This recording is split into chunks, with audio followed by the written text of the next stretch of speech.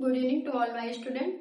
Welcome to my YouTube channel education of nursing. जैसा कि मैंने आपको कम्युनिटी हेल्थ नर्सिंग में सबसे पहले आपको कुछ टर्मिनोलॉजी के बारे में बताया था। आई होप कि आप लोगों को समझ में आया होगा। तो बेटा आज हम एक नया टॉपिक के बारे में डिस्कशन करेंगे जिसका नाम है इम्यूनाइजेशन। हम देखेंगे कि इम्यूनाइजेशन क्या है। आप लोगों को पता ही होगा कि इम्यूनाइजेशन कैसे होता है, कैसे करवाया जाता है, क्यों करवाया जाता है, किन चीजों से प्रिवेंशन कराने के लिए कराया जाता है। लेकिन बेटा आज हम स्टेप बाय इसको समझेंगे। ठीक है बेटा, आप लिखो डेफिनेशन किसकी, इम्यूनाइजेशन की। डेफिनेशन में आप लिखो कि इम्यूनाइजेशन क्या है। ये एक प्रोसेस है। क्या बेटा? एक प्रोसेस है। किसके लिए?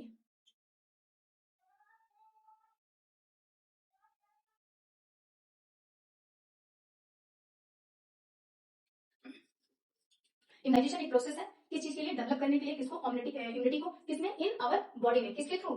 By vaccination. और आप इसी को क्या बोलते हैं? Known as immunization. क्या बोलते हैं बेटा? Known as immunization. इसी प्रोसेस का इम्यूनाइजेशन बोलते हैं। ठीक है, ये प्रोसेस आप डेवलप करने की प्रोसेस है। इम्यूनिटी को कहाँ पे? अपनी बॉडी के अंदर। किसके थ्रू? वैक्सीनेशन के थ्रू। Known as immunization. इसी प्रोसेस को आप इम्यूनाइजेशन कहते हैं। ठीक है बेटा, जैसे कि हम समझेंगे कि एक बच्चा है, अभी इसका बर्थ हुआ है और आपको पता है कि एट बर्थ में हम सबसे पहले कौन सा वैक्सीनेशन करते हैं? बीसीजी का, जो किससे प्रिवेंशन के? टीबी से प्रिवेंशन करने के लिए हम क्या करते हैं? आप वैक्सीनेशन देते हैं। वैक्सीनेशन बॉडी में जैसे ही एंटर करता है, वैक्सीनेशन क्या है? एक पैथोजन है।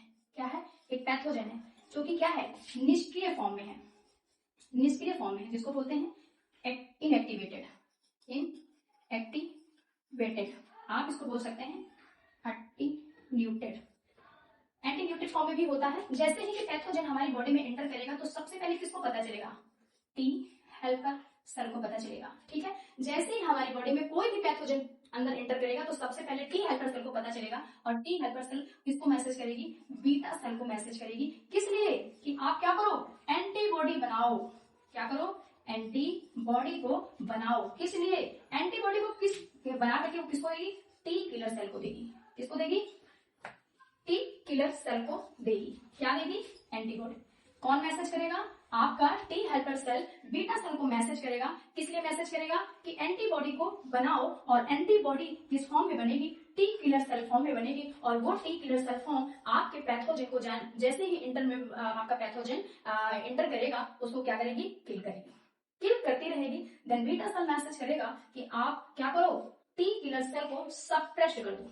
क्या कर दो? सप्रेस कर दो, यानी कि बेटा रोक दो। टी किलर सेल को क्या करो? सप्रेस कर दो। और टी मेमोरी से। बेटा कहने का मतलब है कि जब भी कोई पैथोजन हमारी बॉडी के अंदर एंटर करता है तो सबसे पहले टी हेल्पर सेल को पता चलता है कि हमारी बॉडी के अंदर एक पैथोजन ने क्या किया है?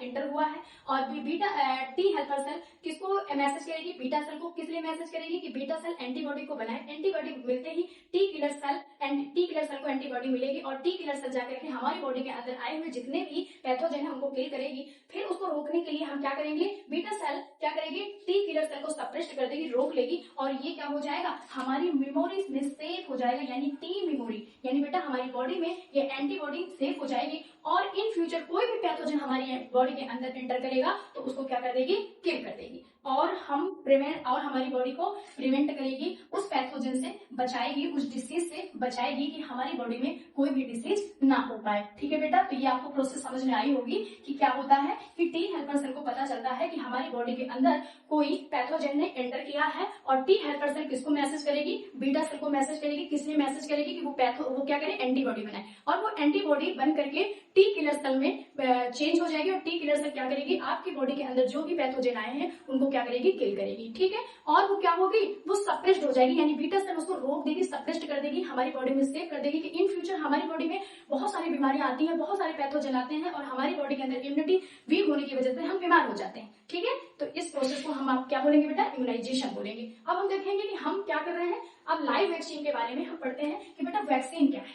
ठीक है, वैक्सीन क्या है आपको पता होगा। Vaccine administration, vaccine in body में एडमिनिस्ट्रेशन। किसको? वैक्सीन को एडमिनिस्ट्रेशन करने की प्रोसेस को वैक्सीन बोलते हैं। ठीक है, तो अब इसके बाद आप लिखो types of vaccine. Types of vaccine आप बोलते थे ना वैक्सीन में, आई हैव वैक्सीनेटेड।